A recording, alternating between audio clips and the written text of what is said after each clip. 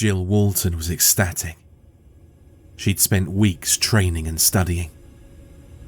She'd passed the civil service examination with flying colours, more or less. She'd blanketed the field with her resume and had been playing the waiting game for a few weeks. She'd hoped that she'd find work with the fire department or EMS. But she wasn't too disappointed when the police department picked up her resume and basically hired her after only a quick interview. Today was the day she started her work as a police dispatcher. Her first day mainly consisted of a tour, an explanation of her duties by her boss. Jill was slightly disappointed at the equipment that they had in their disposal. She'd been expecting a big, sprawling computer system that was capable of simultaneously identifying callers and tracking their location, while displaying their personal information.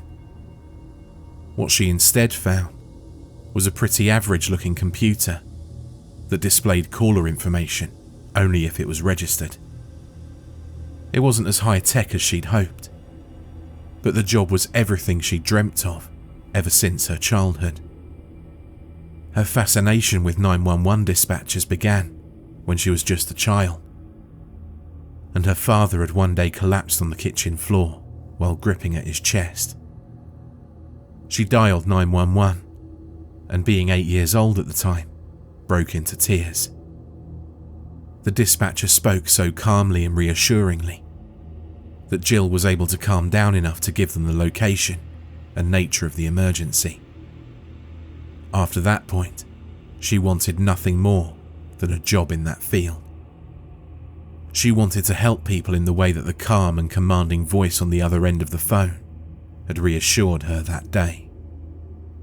Her boss walked her through the basics: how to answer calls, how to deal with impending emergencies where police forces had to be dispatched, and how to classify and list emergencies under codes. Jill's boss concluded her training by answering a call himself to show her how to do everything correctly and lead by example.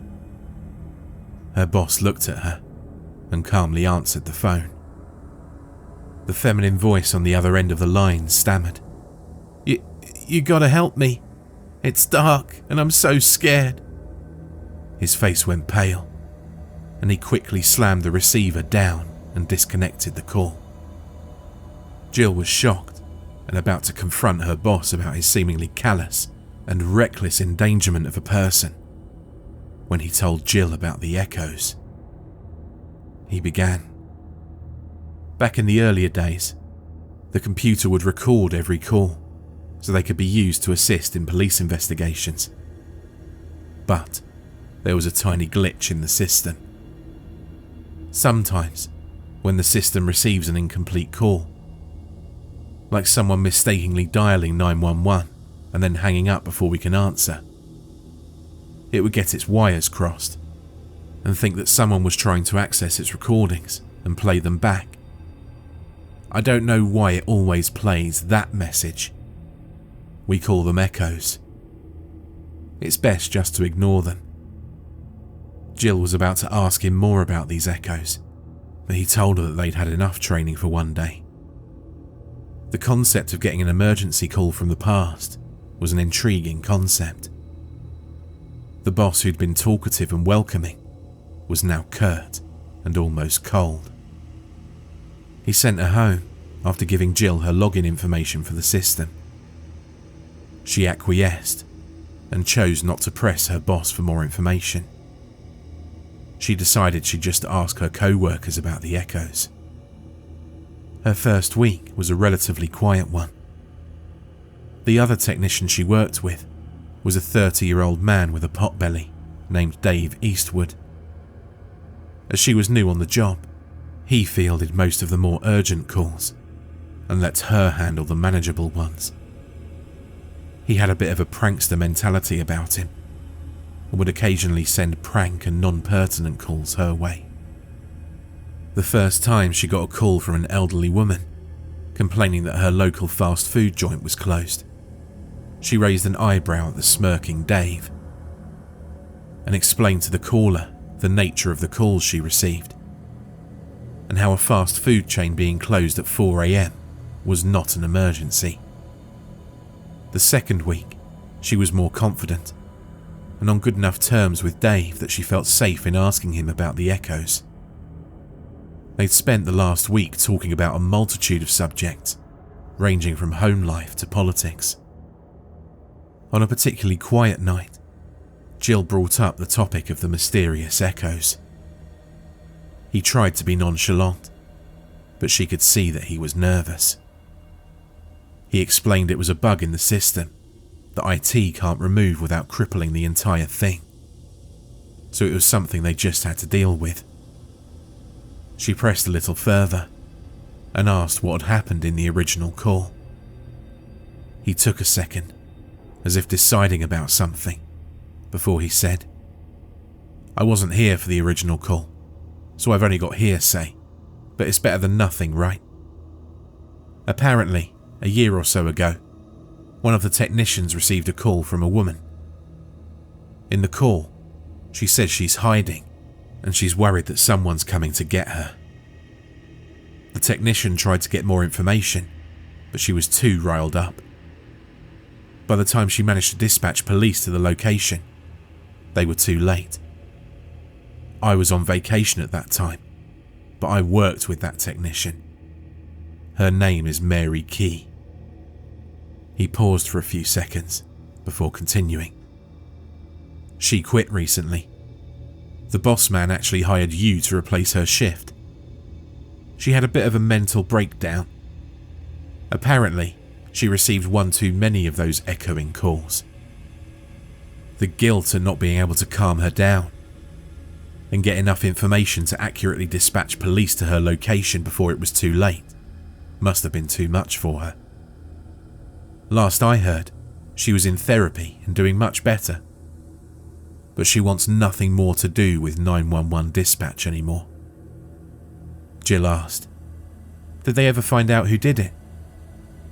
He answered, "It really wasn't that difficult of a case.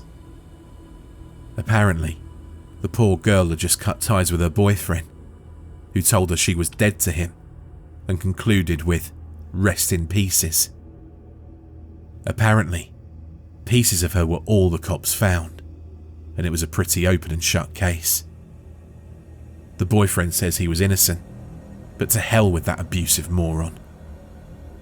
A couple of days passed after that, and Jill really got into the swing of things at work. She was calm in a crisis, and managed to effectively categorize the incident and alert the police where necessary. Dave began to allow her to handle more urgent calls, and pretty soon he was able to stop babysitting her and allow her to handle calls on her own. They even had a game of seeing who could answer the phone first. One night after Jill had beat him to the phone one too many times, and he was a little surly with her and self-conscious about his potbelly, Dave registered a call and let her answer. He spoke in monotone. "It's for you, Jill." She answered the phone, and the voice on the other end stuttered and stammered. "You've got to help me. It's dark and I'm so scared. Someone's in my house. I'm hiding under the bed, but I can hear him coming up the stairs."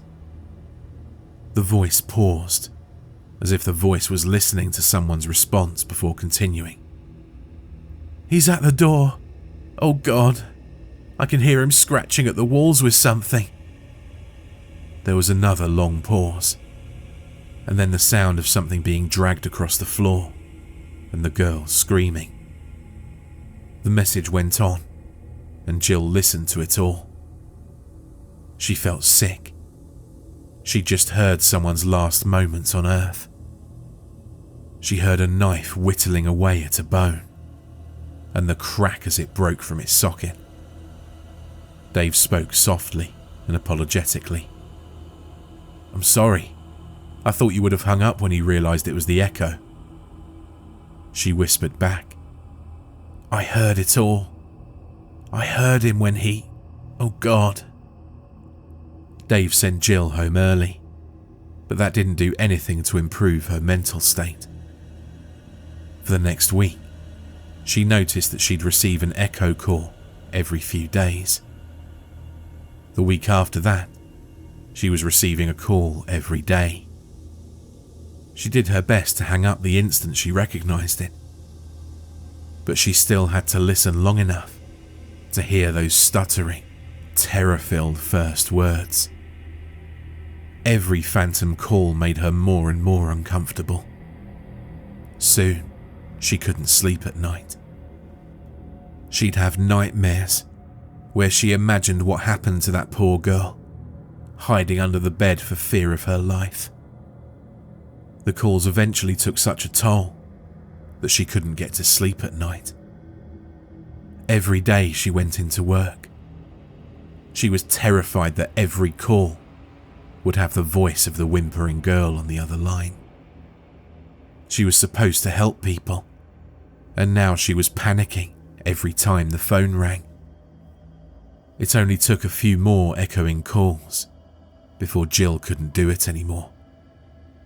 She went to her boss, intending to put in a resignation, but he managed to head her off and gave her a week of paid leave to try and recover a bit.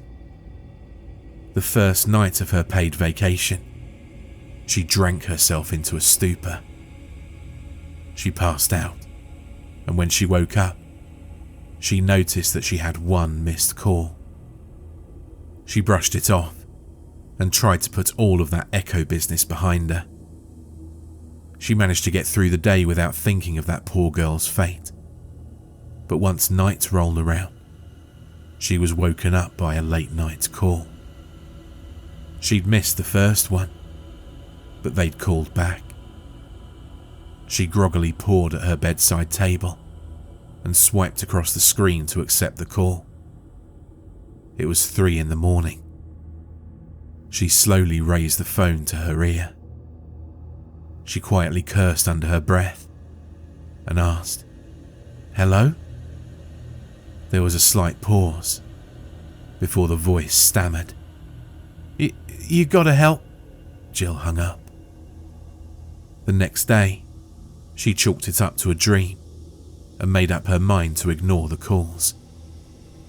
She thought wistfully, out of sight, out of mind. By lunchtime, she had 15 missed calls. By dinner, she had 50. Before she tried to go to bed for another sleepless night, she noticed she had over 70. She'd long since muted her phone, but now she shut it off. She spent the night tossing and turning and thinking about how such a thing was even possible. The following morning, she had over 500 calls, and her voicemail was full of stammering and sobbing pleas. She knew she was losing it, but knew there was nothing she could do. She decided to call her mother. To Jill, she'd always been the great comforter. She was able to listen to anything and provide calm reassurance. She selected her from the contact list and waited as it rang, trying to hold back her impending tears. Jill heard the click as the phone was picked up off the hanger. She started to speak in a choked voice, but then the same stuttering and scared voice cut her off, as she'd heard hundreds of times before. She hung up as soon as she placed the hauntingly familiar voice. She took the battery out of her phone and dropped it into the garbage disposal, flicking the switch. She wept tears of relief as the horrible grinding emanated from the sink. Her tears soon turned into a manic laugh as her house phone rang. 1 day later, and the house phone laid in pieces on the floor of the kitchen. Still, Jill couldn't find any peace. She knew that even without her cell phone and home phone, the calls would keep coming. She realised that even if she bought a new phone, they would keep coming. It was in her sleep-deprived state that she realised the calls weren't echoes. They were something else. This was someone trying to get a message across, and she reasoned that the person communicating must have been that poor girl. She needed her help. Jill sat down at her computer and began searching any online newspaper for information. While searching for things like the victim's name and old home address, the computer started a klaxon of alert messages. Through her online voice messenger, she had an incoming call. It was a voice-only message. She looked at the screen for a second before quietly saying, "Hell no." She cancelled the call. She had enough information. It was growing dark by the time she reached the house. The impending darkness didn't cause her pause. The only thing she was really afraid of was spending another night sleepless and plagued by more calls. The front lawn was overgrown and gave the house the feeling it had been unoccupied. The place had been abandoned, as no one really wanted to live in a house where a person was murdered. Jill smiled grimly at the absurdity of the thought. She was about to investigate an abandoned house at night because she was receiving messages from beyond the grave. Life was indeed full of surprises. The door was locked, but a rock made quick work out of the window through which she was able to unlock the door. A layer of dust covered everything, and the wood creaked under her steps. She wanted to laugh at the absurdity of it all, but she knew that any attempt at laughing would come out as a half-choked squeak.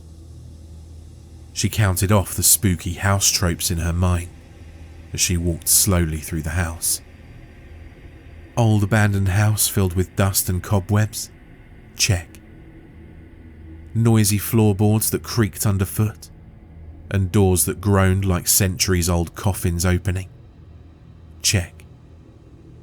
Dark, stormy night, complete with peals of lightning? Nope. Thank God for that. Jill kept telling herself that there was no such thing as ghosts.